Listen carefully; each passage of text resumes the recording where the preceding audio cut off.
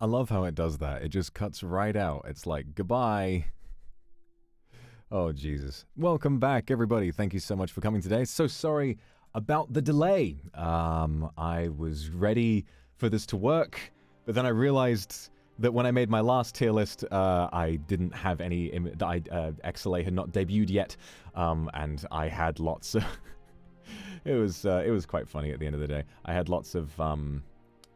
what is it? I had all the images downloaded, but none for XSOLEIL, so I had to sort that out. And then I wanted to add a little bit of text so to make it easier to follow. But yes, I had this idea a little while ago, while me and the boys were hanging out in Japan. I had this idea because I thought, like, there is so much culture for EN that is purely built on the debut lines, because they are so different. I love the tradition of when you debut, when you're brand new to the world, not even when you debut, just when you're announced, you have to show up and be like, come up with a funny one-liner, something that you say to get people to remember you.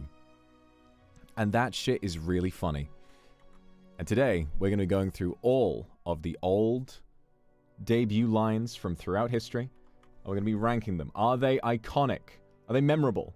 Are they perfectly serviceable and work? Are they a little cringe but fun? Or are they just cringe? Do I have the balls to put anyone in cringe? Probably not, honestly, but we'll see. Maybe some of them will piss me off. You gotta be ready for this. Today is gonna be difficult for you. Your Oshi may wind up...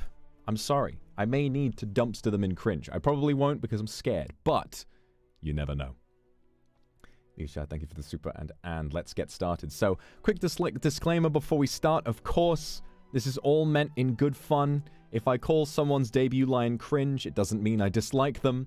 It doesn't mean that I think they are cringe. It doesn't mean that I think they're dumb or anything like that. It's just a bit of fun that we're having together today. And also, I had a bit of a debate about this, but I will not be including any previous members of NIJISANJI. So only current EN members are included in this list. Okay. Why don't we start?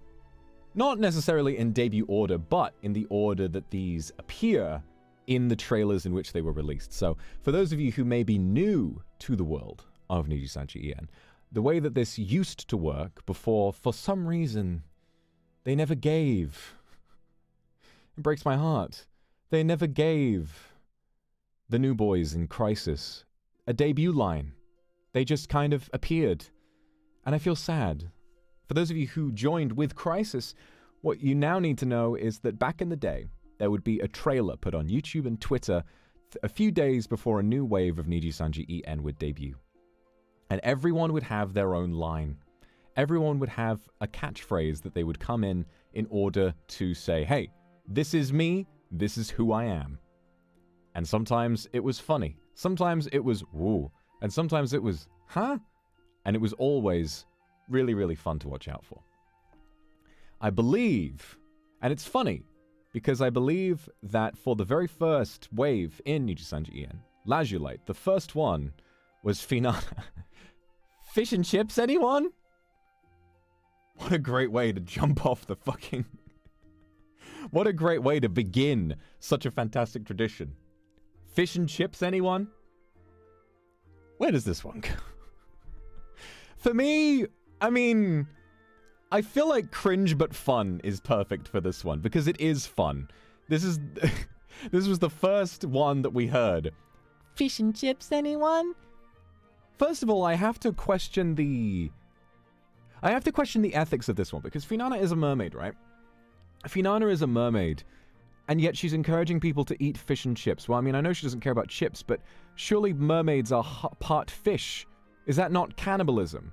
Are you not serving yourself up on a silver platter? Although maybe she's into that, so perhaps it would work. I think it fits very well for her. And is it, you know what? No, I'm gonna, you know what? I'll bump it up. It works. This is very her. Fish and chips, anyone? I think it inspires the right amount of confusion that I think she would want. And that's why I like this one a lot. And I believe next was it Illyra or Pomu next? I think it was Illyra next. Love at first light.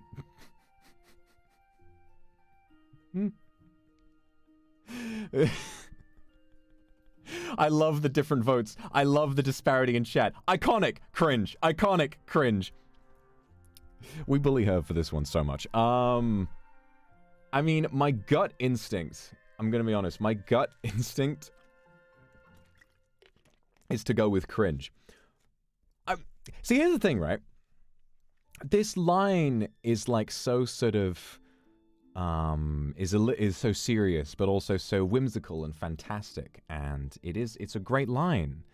Love at first light. Wow.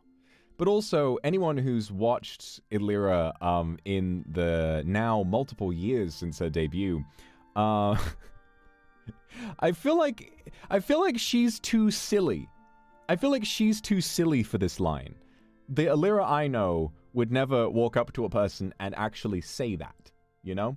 So I feel as though we can't put it in It Works because the experience of watching Ethyria Pandora was never love at first light. It was dragging these nuts on your face. And that, really, I would say that is the true Ethyria debut line.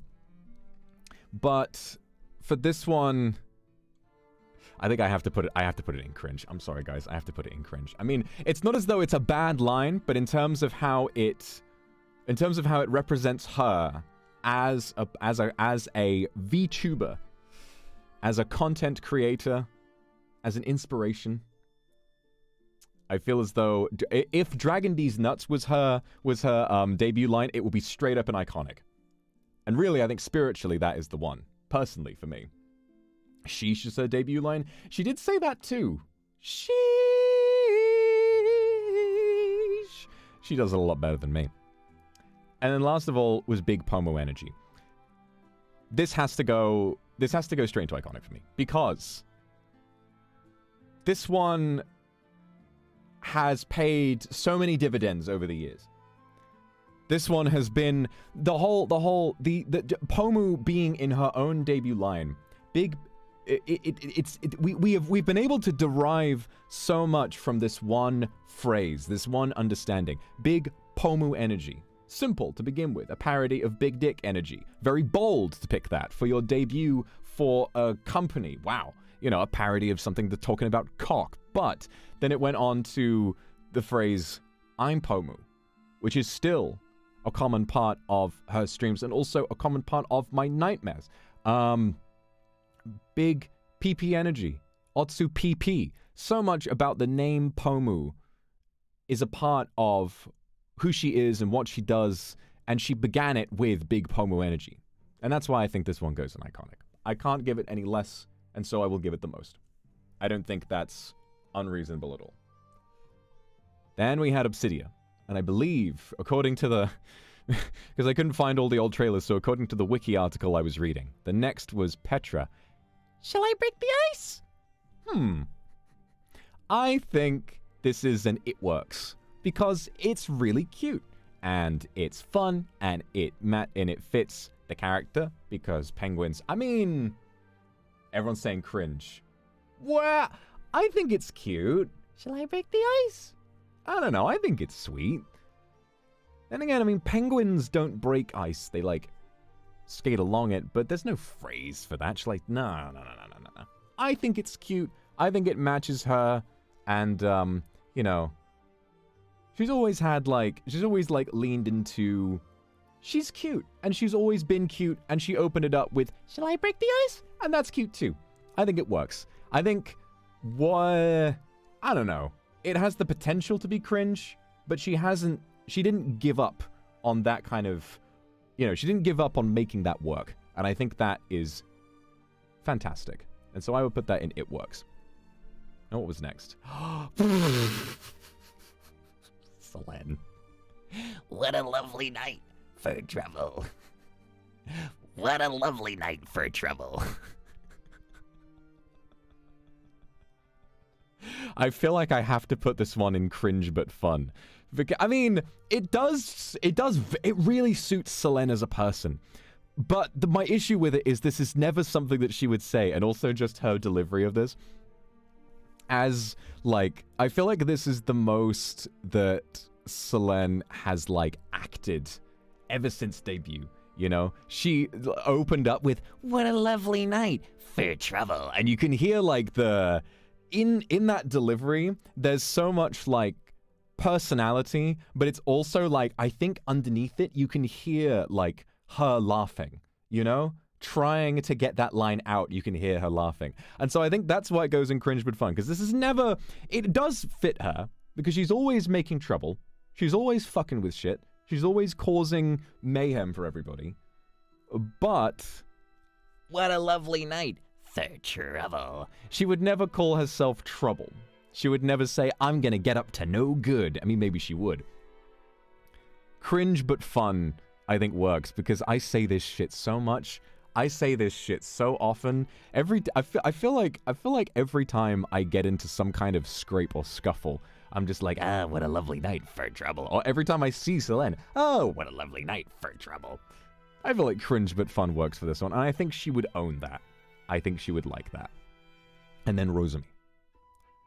In darkness I bloom. Where does this one go? Where does this one go? In darkness I bloom. Now, I'm of two minds. Hang on a minute. This is not going in at works. I'm just putting there. Doppio. If mine isn't on its own tier, the ranking is rigged. What? Do you want me to add D for desperate for you, Doppio? Because that reeks of desperation. In darkness I bloom. Now listen. I'm of two minds. First of all, yes, this line, it works very well for Rosemi as a person.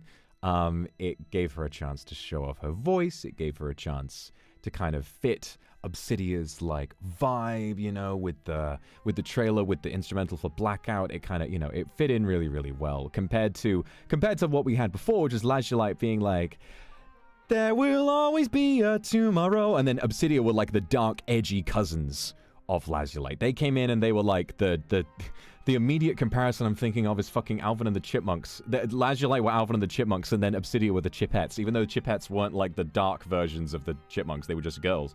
It's more like the frowning friends from Smiling Friends, you know? They just came in as like evil Lazulite be like. But I'm of another mind, and that's that I'm scared of Rosemi. Seemingly a very powerful Lord of Hell. And who I feel as though I may do in my best interests to be nice to. So I think we put this one in It Works. It's good. It's very good. It suits her. But when we think of debut lines, I don't think this is one that is you know, wah. I think you can understand me on that one. It's perfectly suitable for a Rose who turned out to be the devil herself. Goodness me, how terrifying. I'm so glad that Satan spends her time playing Farming Simulator instead of doing all of that other stuff that Satan occupies themselves with. Ay ay ay.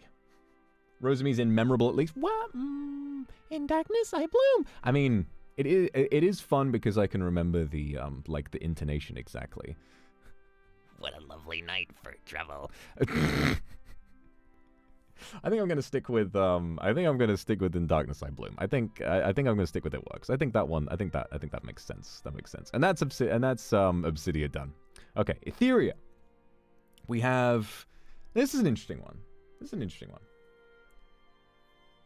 Oh heavens, how did I end up here? Anna. What do we do with this one? Again, much like Rosemi, I have two minds. Number one. Again. The Anna I know would not say this. But I do have to admit that Anna generally not knowing where she is at a given time is quite fitting and sort of funny to imagine. Anna just in general like, what the hell? Cringe? I mean, how did I end up here? You know, I'm starting to see the cringe argument, because the thing about this is that the debut line is, this is who I am. You know, you're showing off in one sentence why you should be excited for my debut. But imagine Anna shows up to a job interview and says, oh heavens, How did I end up here? Imagine showing up to a job interview, and it's not that they're underqualified. It's not even that. It's that they don't even know how they don't even know why they're there. They don't even know how they got there. They blacked out and woke up in the interview room, and for some reason, you wind up inviting them in. It's an interesting strategy, and that makes me respect it. But it is cringe. I'm sorry, Anna. I'm sorry. It's kind of cringe. Now, next. Oh my God. Billy. Jesus Christ. So I remember this very well. Because during Etheria's debut, when this trailer dropped, I had just about passed the interview stage. Well, it was like I had gotten the email that I was in Niji, and Luxiem were sort of going through the motions backstage, waiting for their moment, and in that time, Ethyria debuted. And I remember feeling the excitement, feeling the lead up to this, and looking forward to the next stage of my life. And then I specifically remember seeing Etheria's trailer come out and hearing this and going, Jesus Christ! Every other debut line before, fish and chips, anyone? Shall I break the ice? In darkness I bloom. What a lovely night for trouble. Yeah, cat! I have to respect it. I have to respect it. It is so bold to have a debut line and to fucking scream. She is the Witch of Calamity and also the Cat of Darkness. We remember her for the Witch title, but you must never forget the Cat of Darkness in that title. And I feel like this one has to go in memorable because it's so memorable and it shocked me so much that like that stage of my life, this is probably the first memory that I will go back to. From that time, I will go back to the moment that that she blew out my earphones while I was watching that trailer, and I was like, fucking Jesus Christ. And I think memorable works. Iconic, I would say, it's not quite iconic because nobody is really out here quoting this. No one is really, constantly bringing this up. But it is very memorable, at least for me. At least for me. And then last in Ethyria is Reimu. And I like Reimu's debut line a lot. Perhaps not for the line itself. I like it because of the delivery. Because it's fucking pissed off. And that is very fitting of her. If not in heaven, then in hell. She sounds fucking mad as hell to be a ghost. She's like, I shouldn't be a ghost. I was murdered. I should be alive right now. I should be living it up with everybody else. But now, oh, fuck. I don't want to be a ghost. And that fits, and that fits her very well. Then in hell. Yeah. So I'll give this one and it works. I'll put this one at the top. I'll put this one at the top of It Works, because while not quite on the same tier as Millie's screech from heavens above, it is, I think, fantastic and a great portrayal of who she is as a person, and that's great. So that's funny. Oh my god, this is great. This is so fun. Okay. And now, of course, we have the boys. NIJISANJI EN up until this point, all girls. Then, suddenly, as if by magic, the boys entered the room. They were called. And so who was first? Well, of course, first in our trailer was Mr. But he has since left us, and I'm glad he's moving on and doing his own thing. And after him, it was, who was it? Ike! Holy shit. See, again, I'm of two minds. I didn't sign up for this. It both does and does not. Iconic? I think so too. Because it does so much. I didn't sign up for this. And now here's the thing, because I have a little bit of behind-the-scenes knowledge. About this line.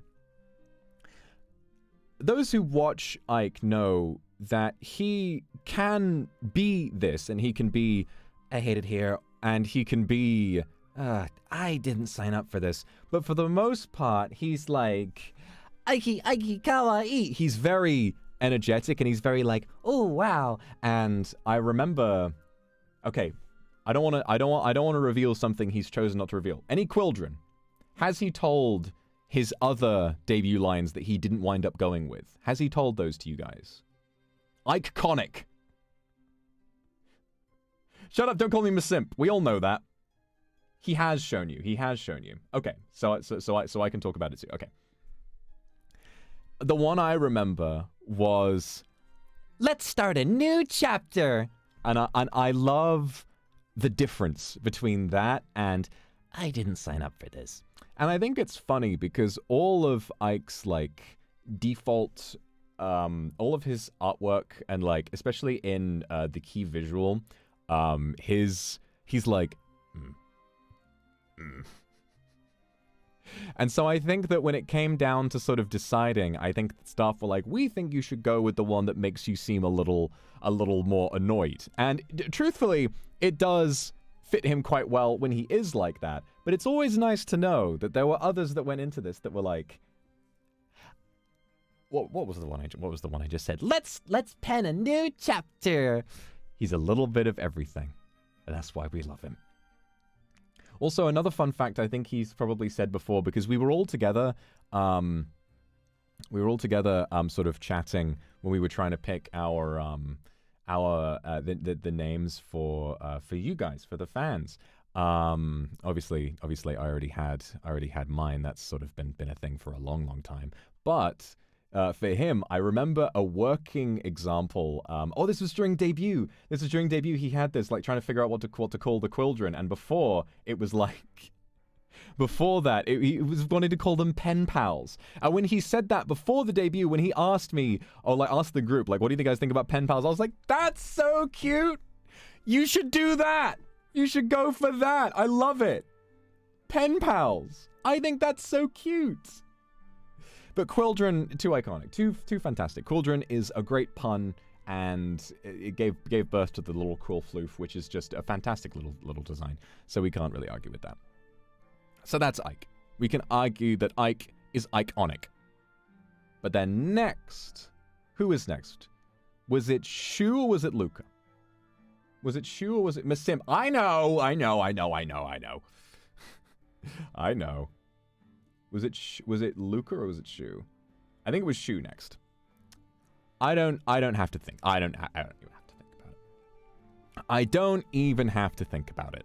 This is the best one. I think this is the best one because it is so Shu, and we have not let go of this joke ever since, and it still doesn't feel old. The actual joke itself, I hardly even know her, is so dated and so old hat and is so like local bar comedian core, but the way that he said it, the way that he delivered this line, and the way that it continued to be such an accurate representation of his sense of humor that has not changed remotely. This is the most accurate representation of who he is as a person. It's a corny joke that he says with so much honesty and like just genuinely loving the joke, and it has so much potential to be cringe, but he just goes straight through all of that, and it's great.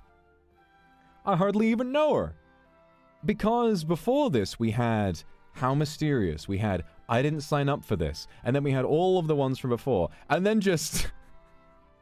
because I remember during, like, while we were trying to come up with these lines, there was so much about, like, figuring out something that represented who we were, and we were trying to think of, like, what would a sorcerer say? Shu, you're a sorcerer. Well, what's something about curses, something about spells? And he was like, sorcerer? I hardly even know her. And the thing about this, I don't really think that he ever changed his mind. I really, truly don't think that at any point he had another debut line in mind. I might be wrong. I haven't heard, but at least during the process we were sharing them with each other, he had this one from day one. From day one, he decided this one. So Shu is iconic. And now Luca. It's showtime! This is interesting. It's very simple, and I think I have a mixed perception of I have a mixed perception of this one because we had this in favor of that's how Mafia works. If he had said that's how Mafia works, he would be up here. But unfortunately, he did have to say it's showtime. And there was another one that he got that would have been really cringe, which was like deal a deck of cards, some shit like that. It's showtime. I think it's cringe but fun because yes, just saying it's showtime. Well, I don't know if I could say cringe but fun, and it is cringe, but I genuinely like it in a way, even though we didn't get that's how Mafia works. It's showtime. It's fun. You know? Yeah, I think cringe but fun. The thing I like about it though is that it did show off like his boundless energy from the first moment. It didn't quite blow my ears off like Millie's, but when we heard that, it kind of gave the impression that, you know, it showed people how bombastic and expressive Luca could be, and so that keeps it out of cringe. It is fun, and when I hear it, I'm like, yeah.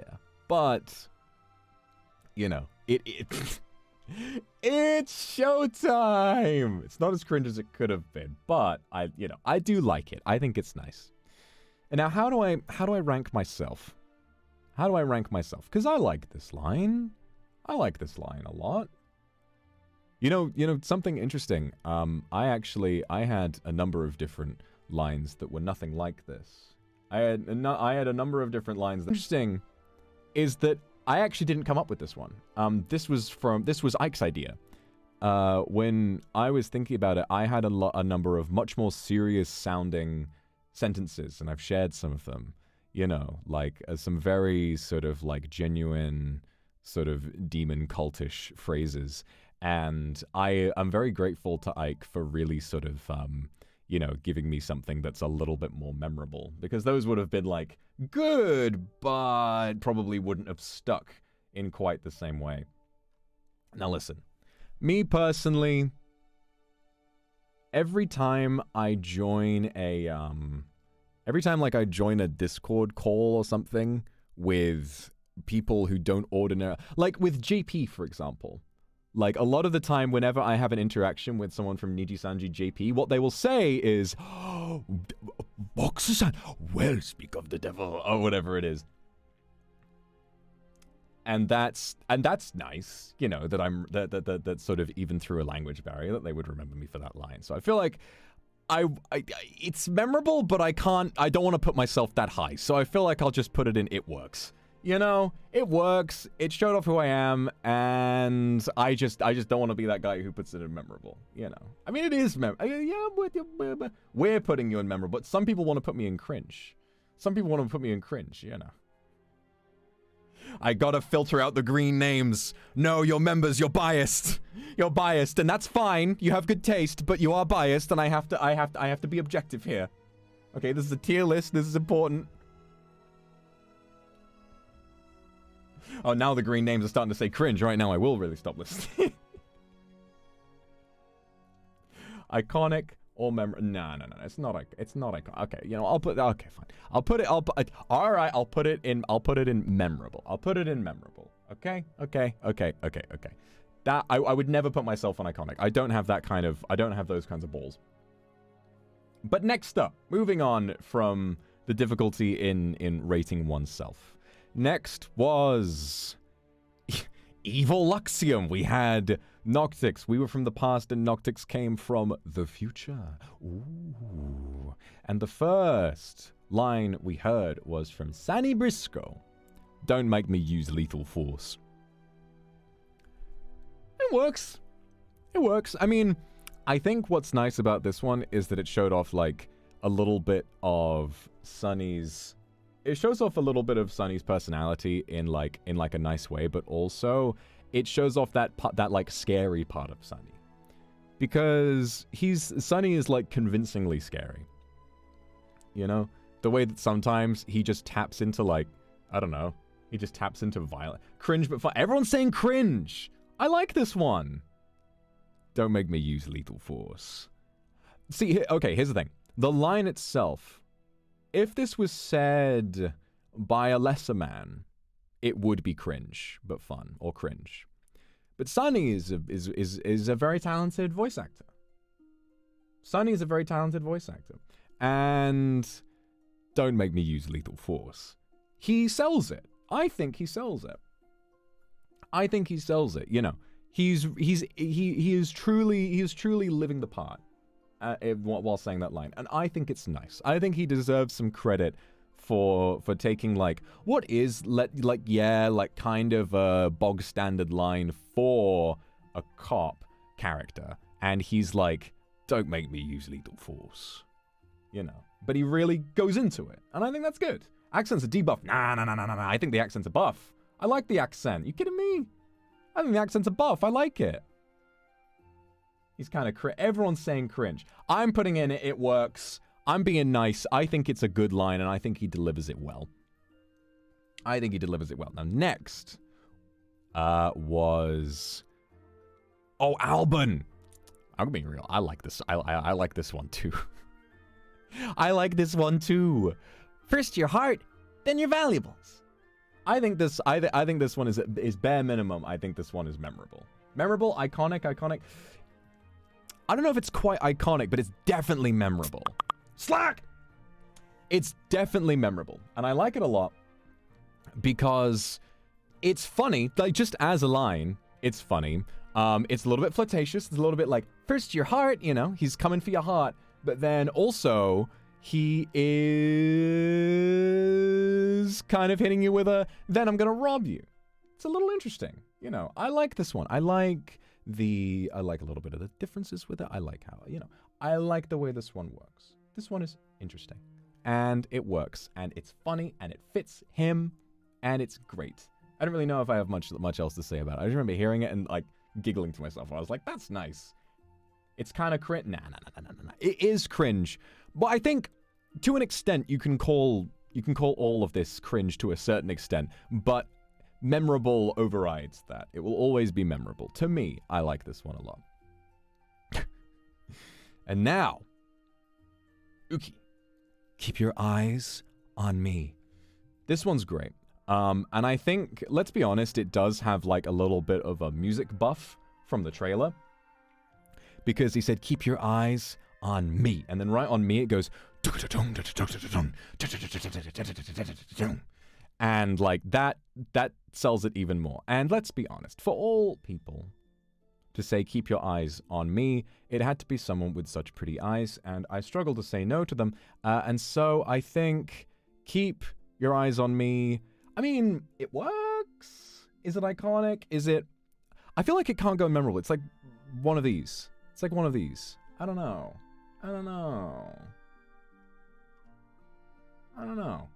It works. It's iconic. Keep your eyes on me. I don't know if it's quite iconic. I feel like memorable works. Well, then I can't really attribute... Should I attribute the music buff to it? It definitely works.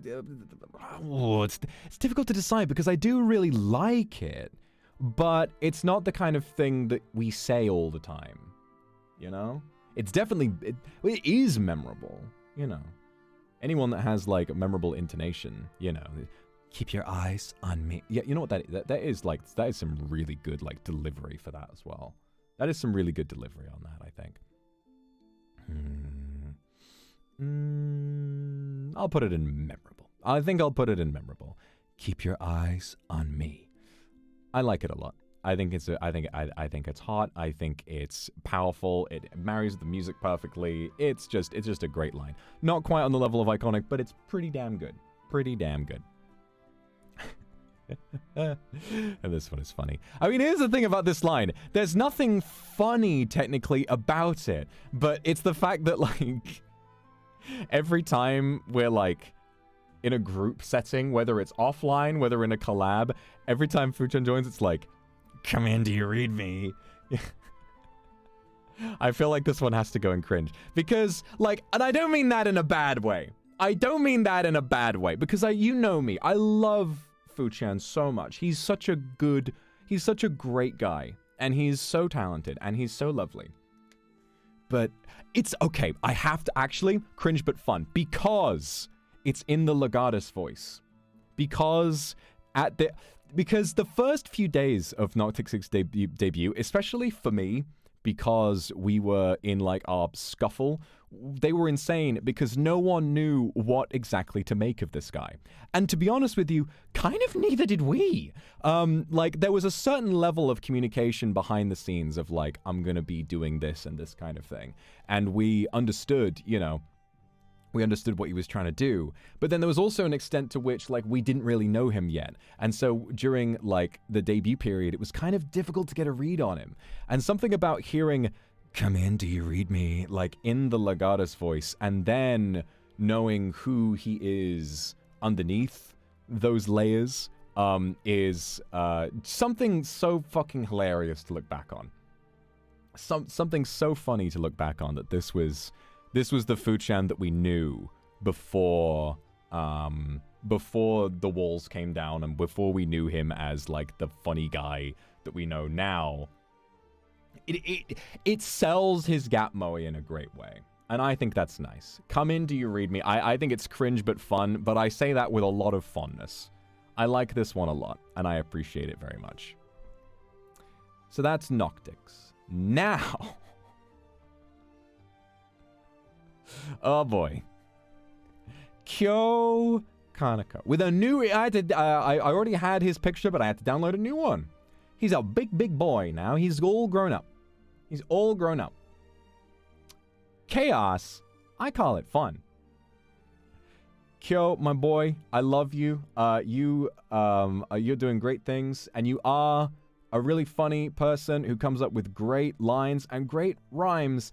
And I have to be honest with you, you're better than this. This is trash. I mean, I can empathize with him because when he first started, he was trapped in that tiny little body, and he was struggling to figure out how to market himself. I mean, think about if you were in his position, right?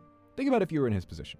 Let's say that you are about to debut as, let's say, some kind of idol. You're about to debut. And then you're informed, I'm sorry, sir. I'm sorry, sir slash madam.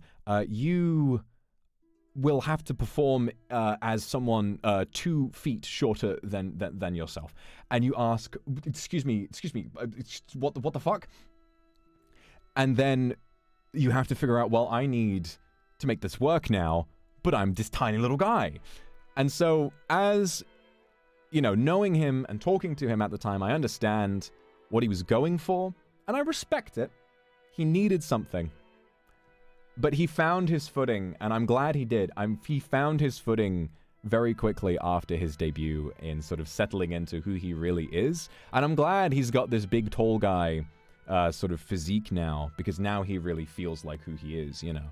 To be fair, I will say, those, like, bars coming out of such a tiny little guy, like screaming short man syndrome, so funny. Like Napoleon syndrome and having that much aggression coming out of such a tiny package. It was very funny.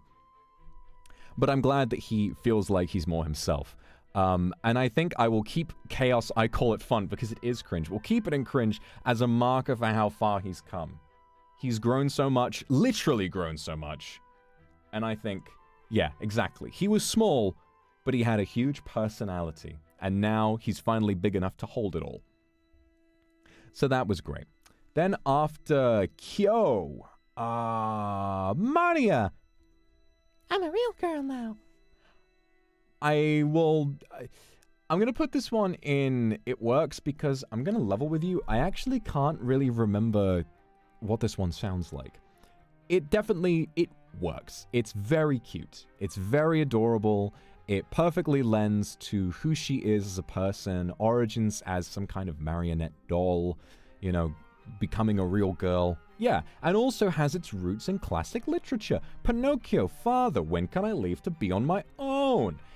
lives up to that promise. It's cultured, it's based in literature, and it gives her a chance to be cute, and that's all she really needed. It works, and it's a pretty damn good line. Now next from ILUNA, it seems the stars have aligned. From Asta, again, I don't really remember what this one sounds like. It seems the stars have aligned. I mean, I feel like I very much feel like these are on the same level. But I think that Maria's represents her very well. You know, like it really gives you an idea of what it's going to be like to watch her streams. The stars have aligned. I'm tempted to go for cringe on this one because, hear me out. The experience of watching an Astra Arcadia stream is not like, it seems the stars have aligned. It's, Oh my god, I'm so cute. Well, let's play Apex. and like, you know, I feel like if he had like at the beginning like leaned into who he really is, which is being cute with a Y, and if he had done some goofy debut line like oopsie, haha, let's I don't know what the fuck he would have said. I feel like he I feel like Chaos I Call It Fun is definitely, I feel like I have to put that at the top of at the very bottom of cringe. Like that's just the worst offender out of all of them. But yeah, I feel like Asta, this is like on its own, it's fine, but I feel like with a little more thought, like something that matches him being cute would have done better. Because imagine watching that trailer and being like, damn, seems the stars have aligned. Oh, that sounds cool. And then you join a stream and it's like, Hey everybody, I'm so cute. it's like, yeah, you know, it's not that either of them are bad. That's the thing. It's not that either of them are bad. Both of them are great in isolation. Asta's debut line, it's like you've got... Oh, what? Oh, shit. No, I fucked up. I was making all of these in a rush. No. Oh, I fucked up. Okay, hold on. I messed up Melico's line. Melico was the last one, and I was in a rush because I was already a bit late. Hang on. Wait, I can fix this. I can fix this. Hide the screen. Photoshop, go. Photoshop, go. Change Melico's line. Quick. Melico's line. I can hear them calling me. Excellent. Boom, boom. Oh wait, I can't submit a new... Okay. I've just realized I can't submit a new thing to the template. The template has already been made and I'd have to remake the whole thing. Okay. Everyone, I was in a rush and I am a silly boy. Okay, make fun of me. But I accidentally forgot to change the text on Melico's thing. So hers is, I can hear them calling me. It's not, let's see what your soul has to say. That's fair. Okay, moving on. I would need to redo this whole thing. I don't want to do that. So, yes. I was saying about Astas, right? Sorry, I got distracted. I do that. Astas is like, you get like a Mars bar or some kind of chocolate, and you're expecting it to be a Mars bar, and then you bite into it, and it's peanut butter flavored. Now, there's nothing wrong with peanut butter, but it's like, there's a little bit of like, when you bite in and you try and you taste something you're not expecting to taste. So in isolation, his line and his content are great, but this doesn't represent who he is. And so I think it's kind of cringe. Now, who is next? Aya! You're awfully cute. Makes me want to bully you a little. This is interesting. This I think holds the record for the longest debut line in terms of characters. Cringe. So many votes for cringe. Yeah, I mean, I feel like I've been very mean to ILUNA so far. 3 of them have gone straight into cringe. Makes me wanna bully you a little.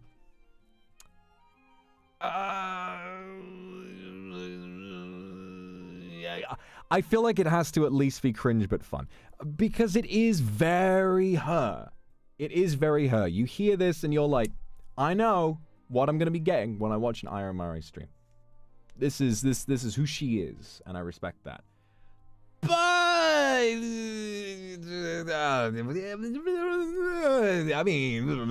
mean, you can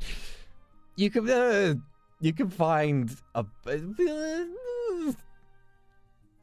It does suit her voice. It does suit her voice very well. Don't give ILUNA mercy. They're my kohais. Baby kohais. Little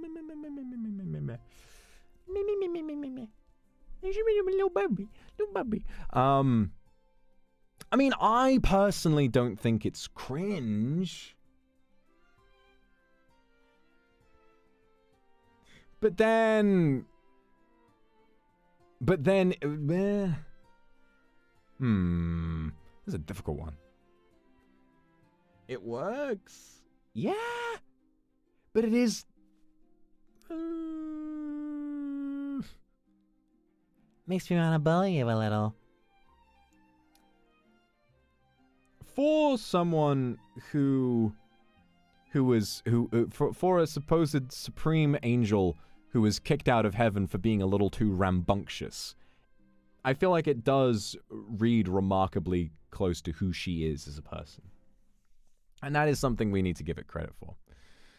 Does it make it uncringe? No. But I guess, yeah, I'm leaving this one in cringe but fun. It's got a little bit of spunk to it. It's got a little bit of personality. She's cringe, but she's free. This is true, and you should support people who are cringe and free, and so should you be. If we were all our most true, authentic selves in front of the world all the time, we would all be cringe, without exception. We would all be cringe. Shut up, Creative Cloud. 11 app updates. I don't care. The version they're on right now is just fine. We would all be cringe. And her showing her heart on her sleeve like that is cool. So I'm going to put it in cringe but fun. And then for ILUNA we had... So that's... your budget third years... looks like I finally arrived. This one's nice. I like Ren's one a lot. I'm going to put this one in memorable. Because... looks like I finally arrived.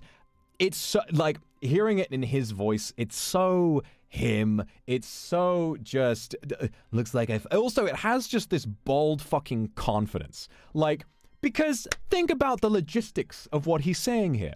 Looks like I finally arrived. Why are you saying looks like? You're here. The instant that a person arrives at a place, they themselves know that they have arrived at the place. Who is he saying this to? Looks like I've arrived? Well, the instant you say this to a person to their face, they know you're there as well. But no. He's like, fuck off. I finally arrived. And also, he's an alien. Is invading the Earth. Seemingly some kind of supreme being with immense capability for violence and genocide, saying... Looks like I've arrived. But then he arrives, he is an alien who invades, and we think, oh, we're all doomed, but then he's like, nah, I'm just, blue sugar. And then he starts just singing songs, and we all kind of nervously sit in the room like you're in a hostage situation, and the bank robber just took out his iPod and started playing Wonderwall. It's like, I mean, I love the song, and this is kind of strange, but like, are we going to be okay? So much confidence. I can practically see an X-ray of his giant fucking nads through this image, and that's why I think this one is pretty damn cool. I like this one a lot. You are the reason why.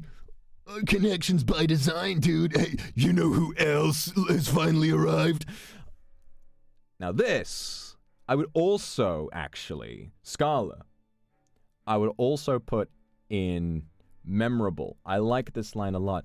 I could use a little magic helper.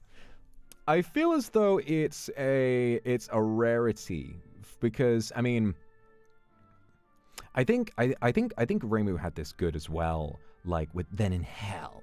Like so much fucking like is in that, you know. And I feel the same about I could use a little magic helper. And it's like, because it's, I don't know, it leans into her personality in a really nice way, you know? Veracruz Melko, I know, I've seen the issue, I'm stupid, I know. Voice, delivery, perfection. Yeah, I think so. I think this one is pretty fantastic. I mean, let's be real, it's hot, okay? And being given one sentence to be like, hey, I'm sexy, that's difficult. I found it easy, but anyway. She clearly found it easy as well. I like this line a lot. She leans into that aspect of her personality, which is very bold to do right from the beginning. And it worked. At least in my mind, it worked. I'm putting this one in memorable. For me personally, I liked it a lot. Now, the final wave is X. No. How unfortunate. How unfortunate before Twitter becomes X to call yourself XSOLEIL. Ay, the XSOLEIL Academy. XSOLEIL. Beginning with those first years. It's gotta be Doppio. Out of sight, but never out of your mind. It's fucking iconic. I have no argument.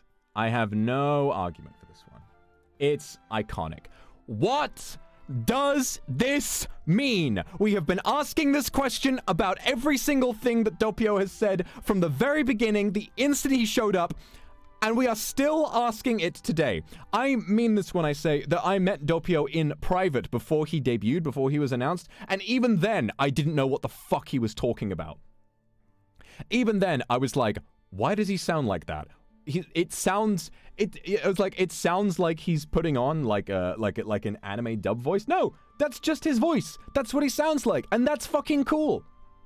Out of sight, but never. It's a play. Out of sight, but never out of your mind. It's flirtatious. It's like, yeah, I know you're thinking about me, but it's also got his trademark silliness. He just needed to make it a pun. Out of sight, but never out of your mind. But also, it portrays a vulnerability.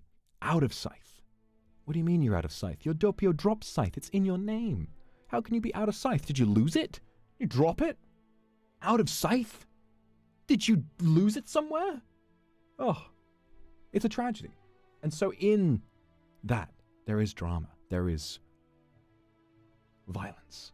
But there's also silliness. And that's who he is. Out of Scythe. That's what makes it iconic. The fact that I can't stop saying it. Out of sight, but never out of your mind. I feel as though a lesser man would have taken this charge, and if they had this same thought for a line, I kind of feel like they would have tried a little too hard. Because the truth about this line is that in and of itself, it is a little bit cringe. A little.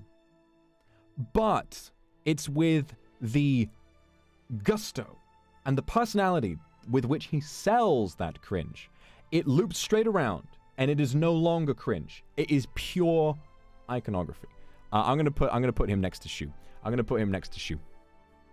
It's not quite Sorcerer, but there is a lot of thought that goes into this. And I feel like anyone else, a lesser man, anyone else would have taken this and tried to turn it into some kind of some other thing, but never out of your mind. But something about just saying that as it is so like bang, ballsy, and I love it. I think it's so silly and it's so him.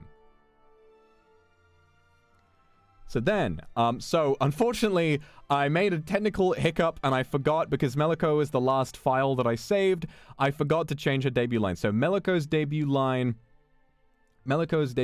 is, I can hear them calling me, right? And it works. There's nothing cringe about it. It is a perfect match to her real self, her personality. This is a line that works. For an exorcist, I keep reading Let's See What Your Soul Has to Say, and I'm like, that doesn't seem right. I can hear them calling me. There's a little bit of mystery in there. Gives you an idea of what are we going to get. Some of those serious debut lines. I think they have it takes a lot of thought to make something serious work, and I think this one works quite well. I like it. Now, this one is a doozy. I remember the day that XSOLEIL were announced. I remember hearing this for the first time. I promise I won't let you go, baby. Where do we put this can of worms of a debut line? I agree with everyone in chat. It is both iconic and cringe all at once.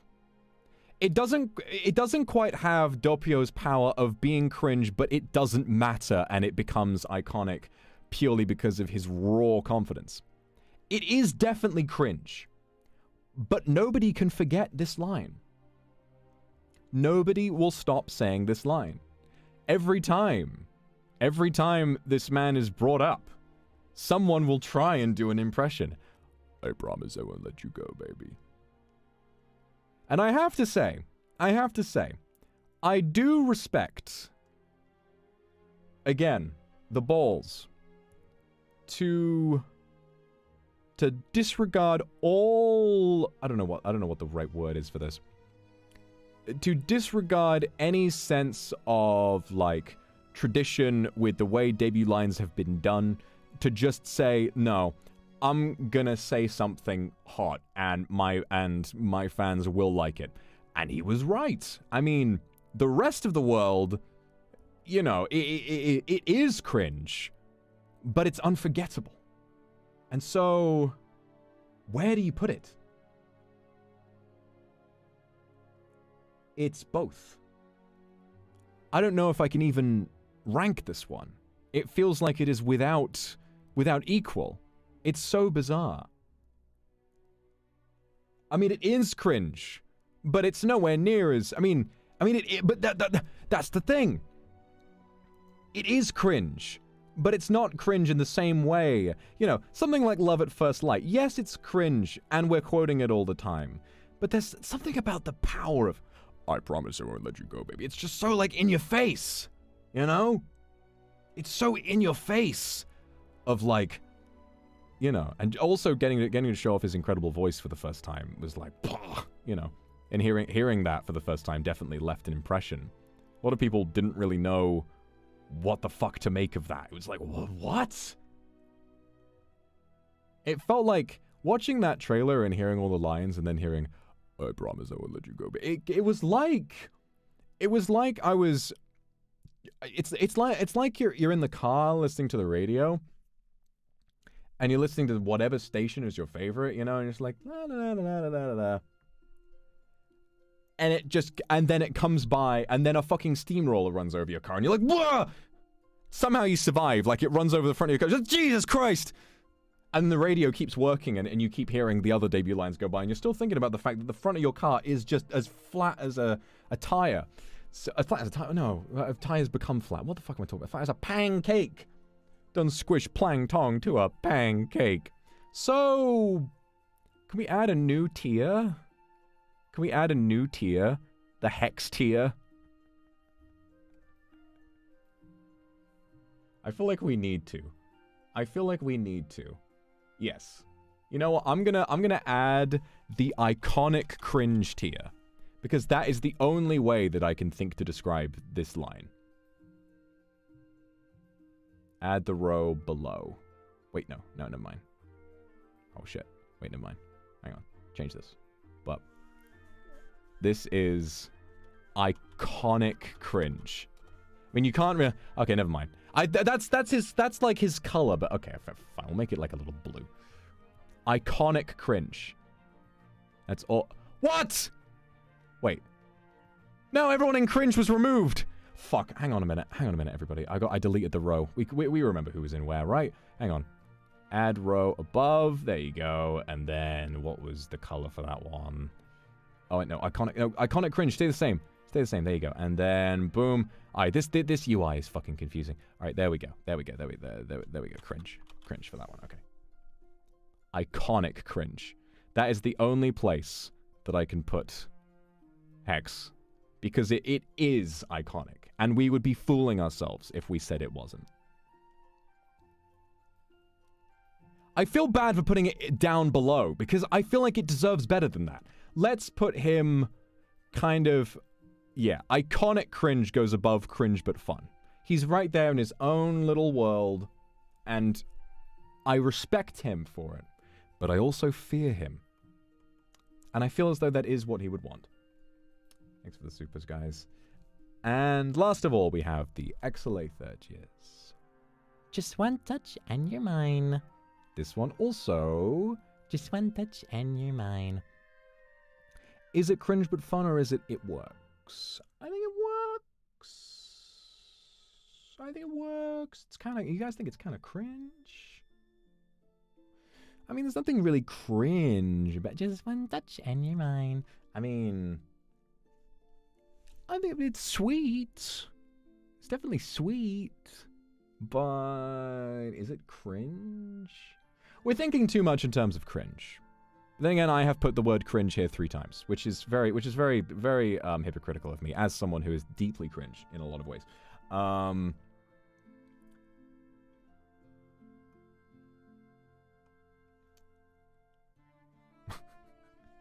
I feel like there's a lot that we can, there's a lot really that Koto, I think, could learn from Aya, because the Kotoka that I know, just one touch and you're mine. like, it's fine. It works, but the Kotoka that I know, is frustrating Uki with her cooking to the point where he says, what was it he said? What was it Uki said when they were doing that collab, the cooking one, and he was like, and she started mixing it. No, it's separate. The Kotoka that I know, I don't know if just one touch in your mind is like the right description. Fuchan and Kyo should be iconic cringe. You know, you're kind of right, actually. I like the... Well, the thing is that I feel like Hex is iconic cringe, but on another level. Hex is like the definition of iconic cringe. Because... I would leave Fuchan in cringe but fun, because yes, it's iconic, but... You know, we would attribute that to Fuchan, his personality at the time. We would attribute that to who he was at the time, and the debut line just described that. For Hex, the debut line is all of that rolled into one, you know. The debut line is in of itself iconic just for what it is, and it is also cringe, but it's fantastic at the same time. So I can't really put anyone in the same tier as him for that. It's just... I mean... It's fantastic. Like, I never want anyone to think that by calling something cringe that I'm saying that, like, it's a bad line or they should have picked something else. I'm like, no. Cringe is, like, important. And also, you're a fucking VTuber. We're all cringe. It's fine. And so, with this line and with his delivery, I have immense respect for his fucking balls. It doesn't mean it's not cringe, but it's amazing. You know, I'm going back to his line again because it just fascinates me. I feel like just one touch and you're mine. It's sort of, I feel like it's not full cringe. It kind of like, it works, but also I feel like there's a lot of Kotoka's personality that doesn't really shine through on this one. So maybe, but it's not really cringe but fun either. You know what? I'm just going to put it in, it works. I'm just going to put it at the bottom of it works. Like, it's fine. It's good. It's good. Confidently cringe is a great description for that. And I admire that about him very much. All right, there. The last one. Let's see what your soul has to say.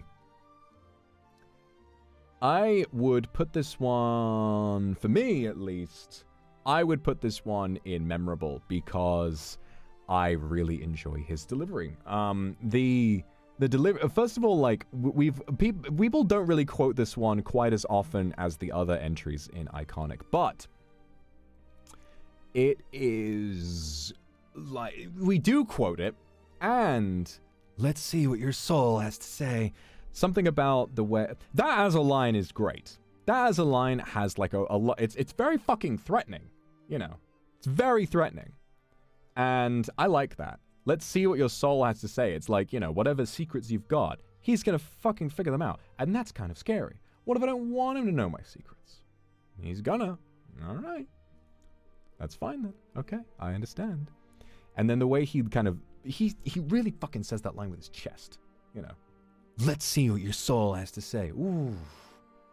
Ooh, no, sir, please. No. I like it a lot.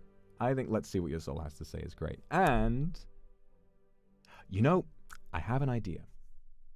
We've only been streaming for an hour, and we've got all of the debut lines finished. But you remember in the beginning how we discussed how sad it is that Vanta and Wilson and Vesalius Bandage don't have a debut line. Why don't we try giving them one? Let's, real quick, why don't we workshop some debut lines and let's try and really understand their personality. Okay? If they had a debut line, what would they have been? Let's figure it out. First, the debut from Crisis was Zally. And I'm wondering, see, okay, I made this great fucking tweet, right? No, croissant, no, oui, baguette, no, I know that the first, even though Wilson joined him, I know that the first member of Niji French has a very, very French accent, and it's fantastic, but we can't make being French his whole personality. That's not fair to him. He's great, okay? He's funny, and he's good at games, okay? I feel like Zally, because you remember his debut, right? Zally had, like, interesting lore. He had an interesting lore video.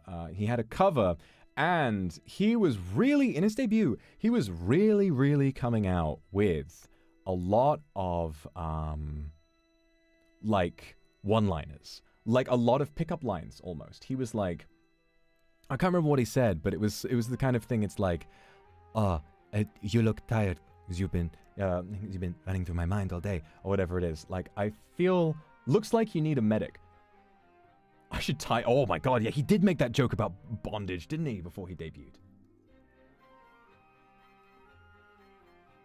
This is good. Let me heal you. Something like that. He would go for a serious line. Not a pun, nothing too spectacular. He would go for something that is, like, romantic, but kind of serious. The bondage joke was out of pocket. That it was. Also, bandage, bondage, the A key is nowhere near O on the keyboard, Zally. I know what you are. I know what you are. You didn't misspell that and then hit tweet before you read it back. You can't say that your fingers are huge enough to have tried to hit A and hit O by accident. I know what you are. Zally would say something like, to be healed, you need to be hurt first. Okay, what about the iconic line? So it's like, what is it? I feel like it's very hex core, like the those that the saddest people smile the widest, or whatever it is. It's like, who is there? Who is there to heal the healer?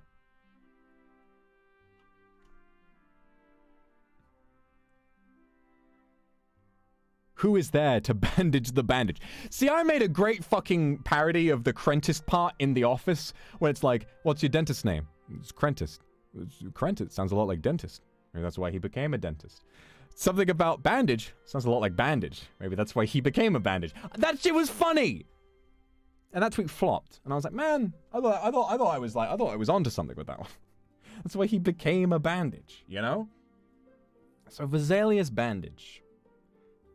Let's wrap this up. That's nice. Let's wrap you up. Oh, that's good. Let's wrap this up. Let's wrap you up.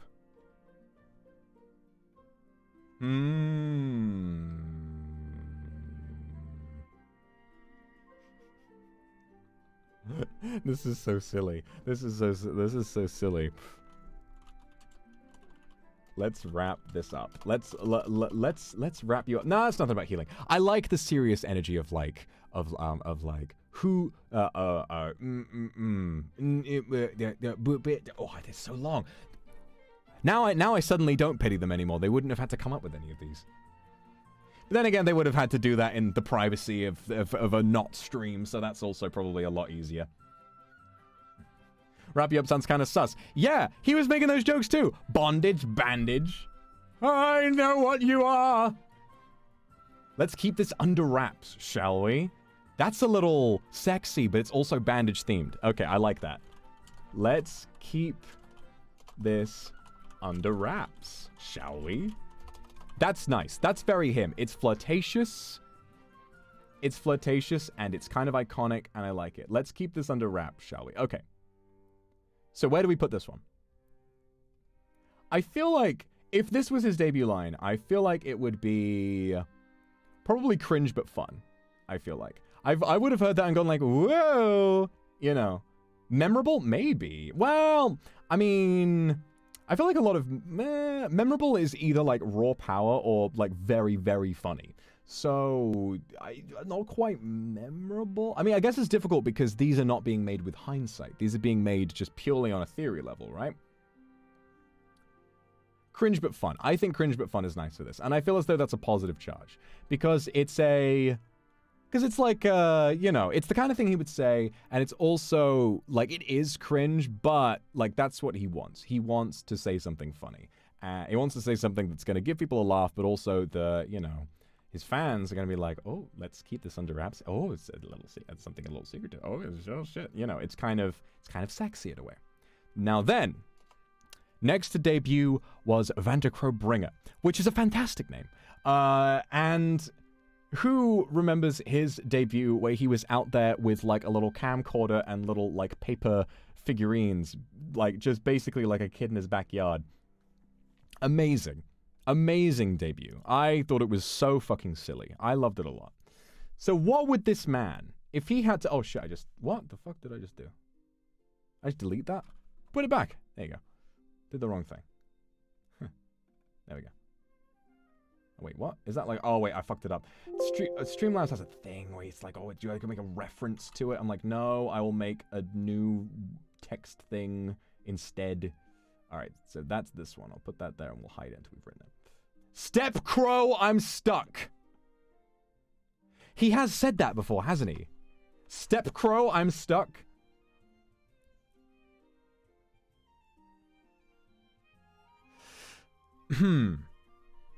I mean, yes.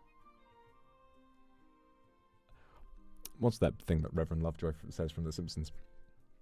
Short answer, yes with an if. Long answer, no with a but. The thing about that, yes, it's funny, and yes, it's yes, it's cringe, and yes, it's everything you want in a debut line. I feel like Vanta is so... This is an impossible task. Because it would be like trying to come up with something that Doppio would say. And no one can do that.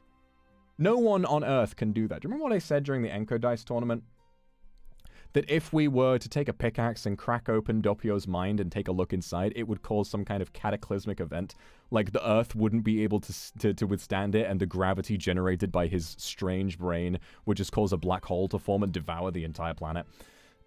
I'm not saying that Vanta... We haven't known Vanta as long, and so I'm not sure if it would be on the same level, but he still has the same vibe.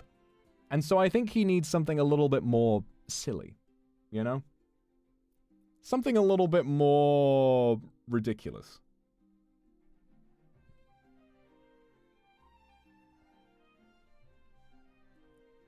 Here comes the bringer of You know what I think he would do? I would love to see if debut lines are brought back, and I would love for them to be. I would love for them to be brought back. I would love for someone to include sound effects in their debut line. Yeah. Imagine the debut line, I just love Latinas, Sonic. Fucking hell. Coming out with that as your... Like, it was outrageous enough to say that, like, just on a stream. But to make that your debut line, he has balls. He doesn't have balls like that. The type to have the same debut line as Millie's. Okay, here's the one. Here's what he would do, right? Imagine you're allowed to include sound effects. He would go something along the lines of, Justice has arrived! And then there would be some kind of, like, great crash sound. He'd be like, Jesus Christ! And it would just very suddenly cut off. Like a car would drive, like he'd get hit by a car or something. It's like classic superhero trope of like, I'm discovering my powers. This is my moment before I fight the bad guy. And then they get hit by a car and they're like, oh, nuts. I feel like that's very him. Metal pipe sound. Okay.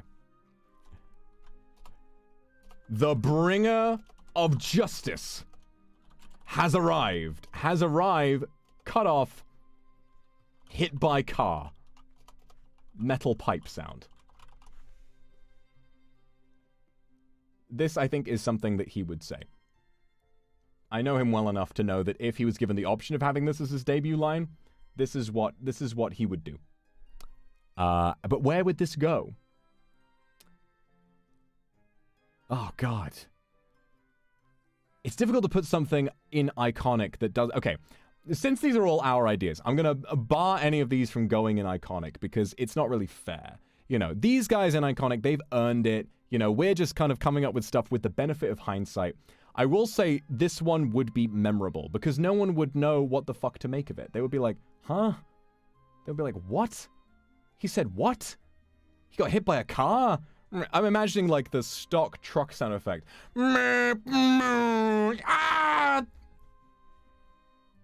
That would be very him. Very him.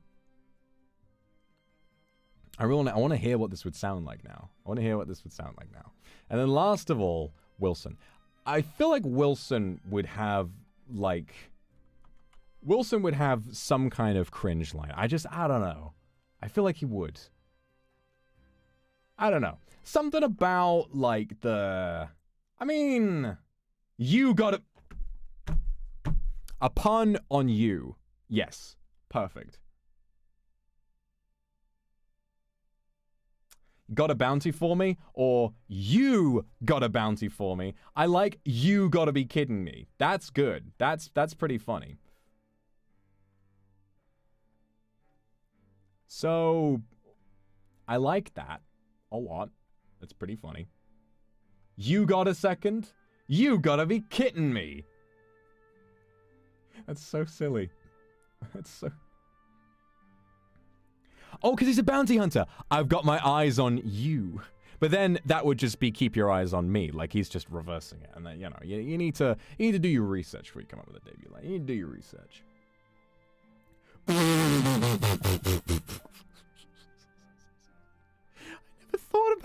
I never thought about that. He does sound like, what's his name? I can't remember the guy's name, but who does Daily Dose of Internet. Hello everyone, this is your Daily Dose of Internet. This guy from Niji tried making a tier list of everyone's debut lines. He does sound like that. Holy shit, I can't believe I've never thought of that before. I'm wondering if Wilson would go for a pure joke or if he would try and do something more serious with a pun. He would definitely... We need to do the you pun. We're cowards if we back out of the you pun.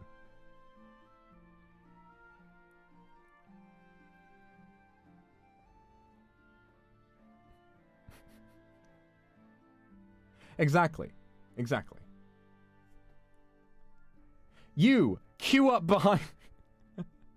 I mean, I feel like it takes a couple listens to understand, like, wait, what? But you queue up behind me. It's like he's in the line at the fucking grocery store. Okay, you know what? I like that. You called me? Close. What if it was just, you called? That's great. That's really good. That's all it needs to be. You called? That's it. That's all it has to be. You called. Brilliant. Because not only is that a pun of like, you called me, but also you has called in and he's reporting for duty as the cute, Genki little hitman, which is still strange to me. How some kind of ruthless contract killer just looks like is like some little blonde guy and he's like, hey guys. You called. That's fucking great. Whoever said you called, someone said you called me, and then I corrected it. So I'm attributing this purely to my own genius. Actually, this was my idea. And I will be filing suit if anyone tries to claim that they came up with this idea and not me. And again, cringe but fun? No. This is brilliant.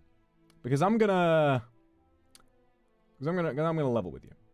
Because I'm gonna level with you. How many debut lines have 2 words? Big Pomo Energy has 3. And It's Showtime has 2. How many lines have 2 words and have a pun? None of them. You Cold is like... I attribute that fully to the person who suggests that. Oh yeah, nyak! I mean, yeah, that's 2 words. I mean, I wouldn't say that's 2 words. I would say that's 2 gut-wrenching sounds. I would say that is 2 animalistic cries for help.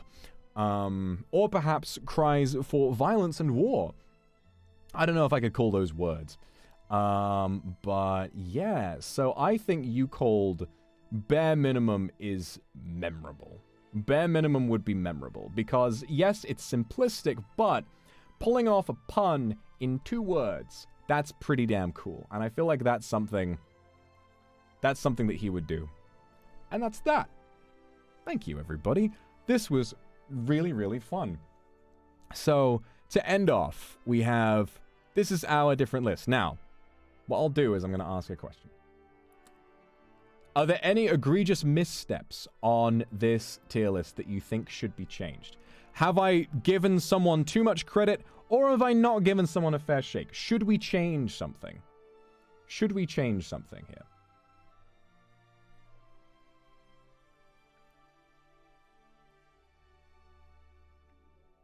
Kyo should be iconic cringe. I mean, here's the difference. I'm gonna level with you on my thought process here, right? Here's the difference between Hex and Kyo's debut line. Yes, they are both cringe. But I know that Kyo's debut line doesn't reflect the creator that he has evolved and literally grown to be. It's very... Chaos, yes, but I know that what this came from was a little bit of like, how do I sell myself in like, you know, in a short few words, when at the time he was still grappling with the moon placing him in the body of a tiny little guy. And I think that because he's grown, he himself has outgrown it. And that makes it regular cringe as a marker for how much he's grown, right? Hex's debut line is proudly and originally cringe. Intentionally so, even. And it absolutely is still a 100% true to life representation of who he is. This line, he could debut today and he would pick the exact same thing. And that's why I think it's the only candidate for iconic cringe.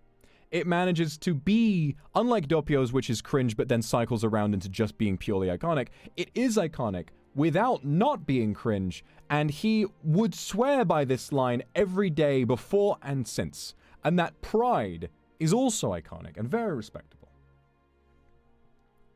Kyo said he wanted to say it's fun to break the rules, but it wasn't allowed. That makes sense to not be allowed in a corporate environment, but that would definitely, like, have suited him. That's a line that I would have put in, like, it works. And I don't know. I almost feel like I'm glad that we have this as, like, a marker for how far he's come, you know? But, yeah, I mean, I guess saving himself, like, the cringe factor with something like that. It is a nice line, but I like seeing him grow from a little pipsqueak into a big, tall, sexy Ikemen who is still the same rambunctious young scallywag as he has always been. And to kind of look back on that, like I said, I think it's great in and of itself. So that's my justification for why these two are in a different tier. I admit, this feels iconic, but I think that if it was more who he is, you know, that man could have pulled off with like a one-liner that roasted the entire branch in one, and it would have worked, and it would have been raw as hell. But I think he just needed like that. But no one's going to try that No one's gonna try that before they've even debuted, except Fu-chan. He declared war on fucking everybody from moment one, and it was great. Oh, and thanks for coming to Fancy Frontier. It was so fun. I really enjoyed seeing everybody. Fu-chan's beyond what? No, it's Fu-chan's is cringe but fun, and I love it. I love it. No. Fu-chan's is fantastic. Fu-chan's is fantastic. You know, I want to put I'm gonna put him at the top of cringe but fun. I'm gonna put him at the top of cringe but fun. Because like I said, Come In, Do You Read Me was like the, you know, again, the difference is that Fu-chan is so much more than just Legatus. He is the archivist. He is so much more than just a serious cyborg. He can be so much more. And so he has changed dramatically from what you would expect when you hear Come In, Do You Read Me. Whereas Hex has those balls, and he said, I promise you I won't let you go, baby. If Fu-chan debuted today, he would probably say something different. But Hex wouldn't, and that's why he's in iconic cringe, because yes, it's cringe, but it's also brilliant, and we have to pay respects to that. Not trying to be biased, but yours is iconic? Oh. Really? Oh, thank you. Oh, well, I mean, I guess, you know, it is pretty fantastic. I do have to say, I remember, like, at the time, sort of, like, getting used to the novelty of being reacted to by a lot of people, and seeing, like, people's reactions to Speak of the Devil was, like, fun, you know, because it's like, it wasn't just like, oh, this branch of all girls now has boys. It's like, one of these boys is like, well, and that's like, why, you know. I had the value of being the first one to bring the bass to EN, and I think that maybe we wouldn't see it as quite as iconic if I came after somebody else, perhaps, and that's why I don't want to put myself in iconic, because it is cool, but it would feel weird. It would feel weird to put myself in memorable, you know? Yes, I came straight from the planet of the bass. Speak of the Devil is hot. I agree. Thank you for the supers, everybody. Okay. I am pretty satisfied with this list. Pretty satisfied indeed. I think this was a lot of fun, and God, it's actually, you know what, I think more than anything, it's been like really fun to sort of look back on what led us to all of these different moments and all of the surrounding culture and context behind each of these lines. How each line is a marker for this person's career. It was the starting block. This is the first thing that anybody heard of them or saw from them, because when these were revealed, you know, then also you saw what they looked like, and you had this instant to make your mind up about whether or not you were intrigued, and to see not only how some have changed, some have stayed the same, and it's fascinating that even the ones that are like, even the ones that we have called cringe, they still represent something that's interesting to view that liver through that lens and wonder how different are they from what they chose for this. Was this line something that was in line with a way that they thought they wanted to do their job, but then they changed their mind, or were they just rushed and didn't really give a shit, which is also valid, because this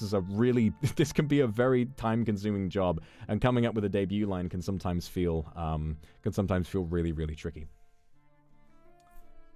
And Duck, thank you very much for the super, and thank you, Allison, as well. I appreciate it very much. Okay, yeah, I don't really see any reason to drag this out, so I guess we'll call it a little bit of a short stream for today. But yes, I appreciate everybody for coming out today. This was a lot of fun.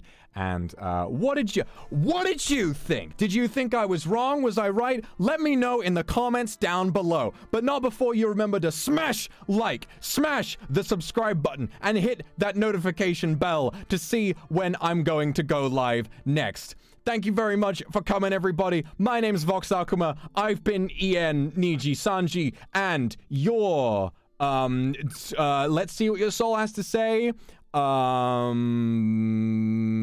If not in heaven, then fish and chips, anyone. Speak of the Devil, big, don't make me use lethal force energy. I hardly even know her. Fuck. Play the music. Ah!